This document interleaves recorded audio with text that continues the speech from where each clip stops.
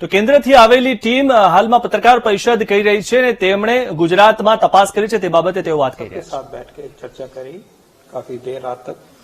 उसके बाद फील्ड में हमारी टीम गई। हमने अस्पताल का दौरा किया। हमारी टीम ने डॉक्टर्स के साथ बातचीत करी। सूरत की बात करें अभी तक जो करें। और मिसेज आहूजा ने कंटेनमेंट जोन में टीम के साथ जाके मौके का जायजा लिया, समझा।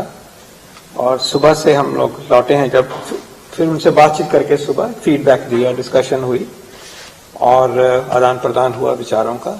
आके हमने अहमदाबाद म्युनिसिपल कॉर्पोरेशन की जो जद्दोजहद है, लड़ाई है, उसमें किस तरह से उसको रोकथाम करने में विजय प्राप्त करी। बहुत हद तक उसको देखा, हमने समझा और विचारों का आदान प्रदान किया। अभी माननीय मुख्यमंत्री जी के साथ बैठ के हमने अपना फीडबैक दिया, अपने विचार साझा किए और आगे की इस लड़ाई में कोविड-19 के अगेंस्ट मिलके साथ चलने के लिए जो भी हम मदद कर सकते हैं, आइडियाज प्रदान कर सकते हैं, जुड़ सकते हैं, उसको हमने उनके सामने जाहिर किया और हम इसके लिए बहुत आभारी हैं कि ये एक मौका हम सबको दिया गया। बहुत तरह से हमें यहाँ पे जो पॉजिटिव और अच्छी प्रैक्टिसेस दिखी, हमें बेस्ट प्रैक्टिसेस दिखी और उनमें से कुछ जो हैं वो देश में भी प्रचलित होने की कोशिश कर रहे हैं, वहां तक पहुंचा रहे हैं। मैं चाहूंगा कि पहले मैं उनका जिक्र करूं और उसी से कुछ टॉकिंग पॉइंट्स निकलेंगे जो कि मिस आहूजा और डॉक्टर गुलेरिया उसके ऊपर जिक्र करेंगे। तो सबसे पहले हमने एक बहुत ही effective surveillance containment strategy technology को यूज करते हुए अहमदाबाद म्युनिसिपल कॉर्पोरेशन में देखी।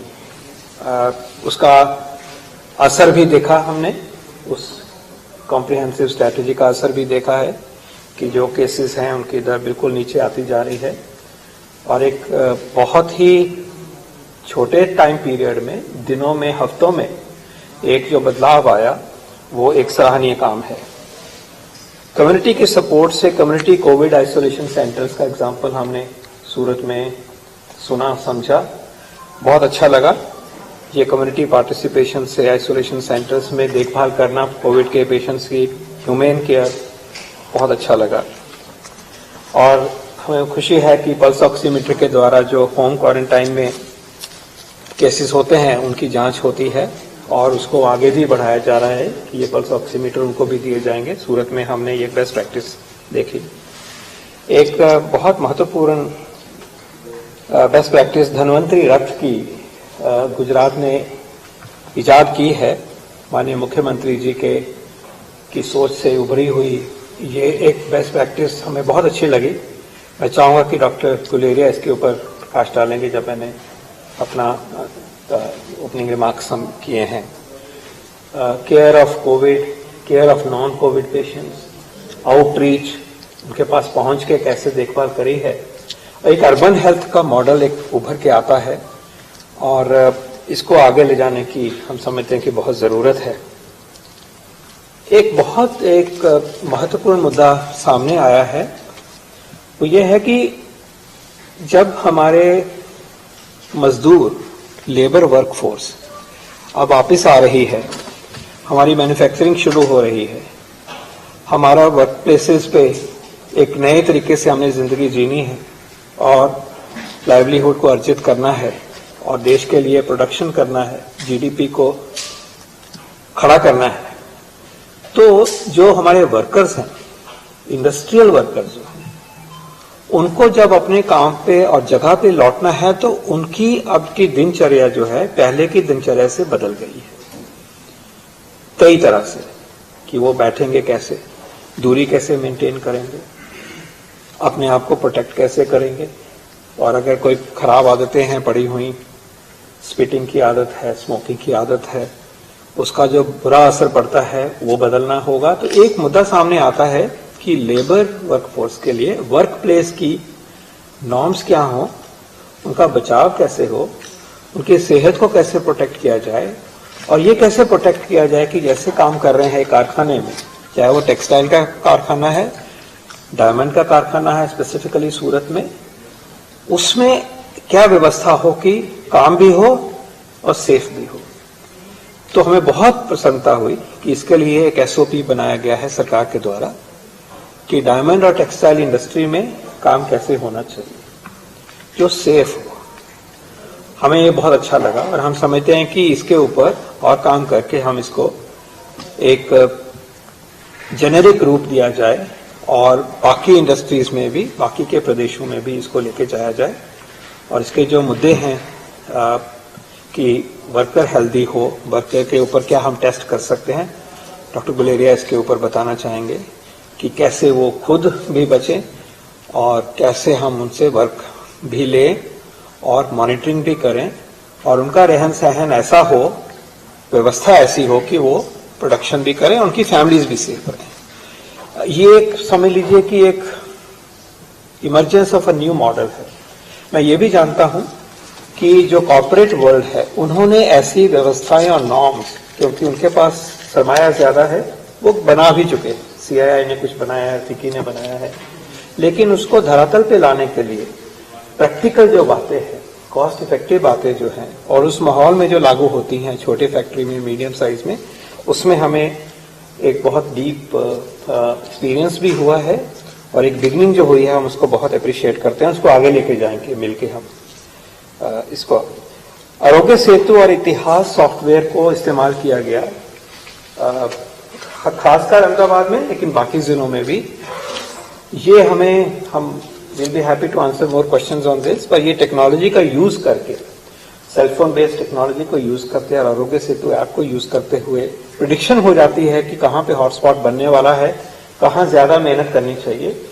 तो उसको ना कि केवल आपने अपनाया है बल्कि उस मॉडल को रिफाइन किया है। ये मॉडल अभी सीख रहा है और इसकी जो टेक्नोलॉजी, इसका आगे बहुत फायदा होगा क्योंकि ये वायरस अभी रहेगा, काफी महीने रहेगा। तो जैसे जैसे ये समझ आ रही है फायदा होगा और मीडियम साइज सिटीज में जाएगा और एरियाज में जाएगा जो अभी भी ग्रीन है, तो हमें बहुत मदद हुई है। तो मैं कहूंगा इससे दो चीजें हुई हैं। आपने एक तो अपनाया, you were first convert for that technology, but you also improved on that technology by using it systematically. We're very proud of this, and this is one thing which we will take home for further dissemination. Sir बताएंगे medical infrastructure के बारे में, buildup हुआ है। हमें पूरी तसल्ली है कि दोनों सिटीज में, और कल रिव्यू लेंगे बाकी जिलों का भी, काफी हेडरूम है हमारे पास। जो व्यवस्था बनाई है कोविड के अस्पतालों की, वो अभी काफी सेफ जोन में हम ऑपरेट कर रहे हैं। काफी उसमें से बेड्स खाली हैं, आईसीयू बेड भी खाली हैं। तो ये लेवल ऑफ प्रिपेयर्डनेस जो है उसका हमारा डिक्टम है कि हमें ओवर प्रिपेयर्ड होना है, ना कि अंडर प्रिपेयर्ड होना है। हमें तैयार रहना है कि अगर अनएक्सपेक्टेड सर्ज ऑफ पेशेंट्स होती है, सडनली बढ़ जाते हैं, तो हम उसको संभाल सके। और जो सीखा है पहले कि कहीं पे जब कंस्ट्रेंट हो जाता है, शहरों में हुआ, वो हम आगे बिल्कुल नहीं होने देंगे। और देश में ऐसा बहुत ही मानने वाली बात है कि सब कुछ होते हुए भी हम इसको पूरी तरह से निभा रहे हैं। तो बहुत सेटिस्फैक्टरी सिचुएशन है आज हम देखते हैं। प्राइवेट क्लिनिक्स को, प्राइवेट एंटिटीज को एंगेज किया, अच्छे रिलेशनशिप बना के रखे हैं, ये पार्टनरशिप है, ये एक सराहनीय काम है। एक हमें बहुत अच्छा लगा जो आपकी स्टेट की टास्क फोर्स है, उससे मिलके, उसमें क्लिनिशियंस भी हैं, पब्लिक हेल्थ वाले भी हैं और आपकी एक सीनियर सोच वाले लीडर्स हैं जो कि अपने आप में बहुत रिस्पेक्टेड हैं और हम बहुत टाइम से उनके काम को भी जानते हैं और जिन इंस्टीट्यूशंस को वो रिप्रेजेंट करते हैं उसको सराहा भी है और हम सैल्यूट करते हैं। चाहे वो यूएन मेहता सेंटर है, चाहे वो public health foundation of India का Indian institute of public health है, और जो हॉस्पिटल्स को जो रिप्रेजेंट करते हैं, इंस्टीट्यूशंस को रिप्रेजेंट करते हैं, तो उन्होंने जो गाइडेंस दी है ये भी एक अच्छा मॉडल। हर प्रदेश में ऐसा, हर राज्य में ऐसा एक सिस्टम जरूर होना चाहिए जो जुड़ा हुआ है, पास है और सरकार की इस चीज को एड्रेस करने के लिए मदद करता है। इसमें जो लोग सम्मिलित होने चाहिए, एक तो क्लिनिशियन जरूर होने चाहिए जो बता सकें कि मैनेजमेंट ट्रीटमेंट के कैसे किया जाए। एपिडेमियोलॉजी, पब्लिक हेल्थ को समझने वाले होने चाहिए ताकि वो ब्रॉडर स्केल पे इंडिपेंडेंट व्यू दे, जो साइंटिफिक व्यू है, हमें वो छवि वहां दिखाई दी जाती है। और पॉलिसी को गाइड करने के लिए एक सूझबूझ वाले, स्टेट्समैनशिप वाले लोग होने चाहिए। तो मैं समझता हूं ये तीनों गुण इस टास्क फोर्स में सम्मिलित हैं। प्लाज्मा ट्रांसफ्यूजन के एक्सपेरिमेंट हुए हैं और हेल्थ फंक्शनरीज को ट्रेन किया गया है। लगभग 10,000 लोगों को इतनी स्पीड से टेस्ट किया गया है। ये बहुत अच्छी डेवलपमेंट है। डॉक्टर गुलेरिया इस काम को देश के लिए संभाल के आगे लेके जा रहे हैं और इसको आगे भी बढ़ाएंगे। हम ये भी देखना चाहेंगे कि जो हमारे वर्कर्स वापस आए, उनको जब हम अपने सिस्टम में एब्जॉर्ब करेंगे तो उनको तैयारी होनी चाहिए फॉर गुड बिहेवियर। और एक ये चीज बहुत जरूरी है, हम एक इंडस्ट्रियलाइज्ड राज्य है और हम इतनी प्रोडक्टिविटी को यहाँ बनाते हैं। जीडीपी में आपका इतना कंट्रीब्यूशन है, बड़ी फैक्ट्रीज हैं, छोटी फैक्ट्रीज, एमएसएमईज हैं, गढ़ हैं, आप टेक्सटाइल का है, डायमंड का है, आप पेट्रोकेमिकल के भी हैं। तो इसमें एक इंडस्ट्रियल वर्कर की जो भूमिका और उसको बचाना है, ये बहुत अच्छा लगा। और यहाँ जो केस फैटेलिटी रेट इतना नीचे आया है पिछले कुछ दिनों में, रिमार्केबल है। लगभग हम 1.5% से भी नीचे आ गए हैं। ये एक अचीवमेंट मानेंगे। ये हो रहा है कि हम टाइम के साथ समझ रहे हैं कि कोरोना की बीमारी के मरीजों को कैसे ट्रीट किया जाए। लगभग हर हफ्ते ही नई सोच सामने आती है और उसको एब्जॉर्ब करना, उसको पोजीशन करना कि ये दवाई पहले देनी है या थोड़ा लेट देनी है, ये नुआंस काम है ये। और इस काम को अपडेटिंग होनी चाहिए, आपकी टीम अपडेट करती है। नेशनल टास्क फोर्स जुड़ी हुई जो है इन कामों को, उसमें क्लिनिकल टीम को डॉक्टर गुलेरिया लीड करते हैं। तो हमें तसल्ली है कि best practices, evidence based medicine जैसे आज होनी चाहिए, उन चीजों को यहाँ की टीम ने टाइमली तरीके से एब्जॉर्ब किया और they are ready to move on, ready to go further. तो उसके ऊपर डॉक्टर गुलेरिया कमेंट करना चाहेंगे, आई एम श्योर। और जो रिकवर्ड पेशेंट्स हैं उनको हम इस्तेमाल करेंगे, क्लिनिकल प्रोटोकॉल्स हैं, टेलीमेडिसिन है, ये बहुत अच्छा लगा हमें। इसके अलावा जो मेडिसिन और कंज्यूमेबल्स की बात करें अगर, तो हमें क्लियरली दिखाई देता है कि वो सप्लाई चेन मैनेजमेंट में कोई कमी की तो बात ही नहीं है, बहुत एफिशिएंट है, वेल थॉट है। बैक लेते हैं। विलेज निगरानी समितियों का गठन किया गया है रूरल एरियाज में प्रोटेक्ट करने के लिए। रूरल एरिया में डेंसिटी कम है, इन्फेक्शन आसानी से पहुंचेगी नहीं, और पहुंचे भी तो कंटेन की जा सकती है। डेंस एरिया में वायरस को बहुत अच्छा लगता है, वो एक से दूसरे पे जाता है, एकदम से मुश्किल करता है। तो रूरल एरियाज में स्ट्रैटेजी थोड़ी बदल जाती है। अगर हम आने ही नहीं दें, एक्सचेंज ही पॉपुलेशन का नहीं हो, तो इन्फेक्शन वहां नहीं पहुंचेगी। हो भी जाए तो कंटेन की जा सकती है अगर हम चौकन्ने होंगे। तो नहीं चौकन्ने होंगे तो वहां भी नुकसान होगा। तो जो रूरल मॉडल उभर के आया है वो एक बहुत सेटिस्फैक्ट्री मॉडल है। और होम केयर का जो मॉडल आया है वो भी अपने आप में अच्छी तरह से पक्का हो रहा है, इम्प्रूव हो रहा है। और दिन ब दिन उसमें जो समझ आती है कि घर में कौन से पेशेंट पॉजिटिव केस है रखा जा सकता है, कौन से को ट्रायल करके पहले ही अस्पताल में जाना चाहिए। मैं देखता हूं कि ठीक बैलेंस इमर्ज हुआ है हमारे प्रदेश में। और अंत में मैं ये कहना चाहूंगा कि हमने सीएम डैशबोर्ड, चीफ मिनिस्टर साहब का जो डैशबोर्ड है कोरोना पे, उनके सारे डैशबोर्ड तो इंडिकेटर सब विभागों के हैं, लेकिन जो कोरोना के ऊपर उन्होंने व्यवस्था बनाई है ऑनलाइन फीड्स की, वीडियो फीड्स की, उसको देख के बिल्कुल साफ हो जाता है कि इस लड़ाई में पॉलिटिकल लीडरशिप बिल्कुल साथ है, अग्रणी है, आगे से लीड कर रहे हैं, लीडिंग बाय एग्जाम्पल है। और वो आगे है, आज भी अभी तक हमारे काम आ रहा है इस प्रदेश में, और आगे भी बहुत काम आएगा।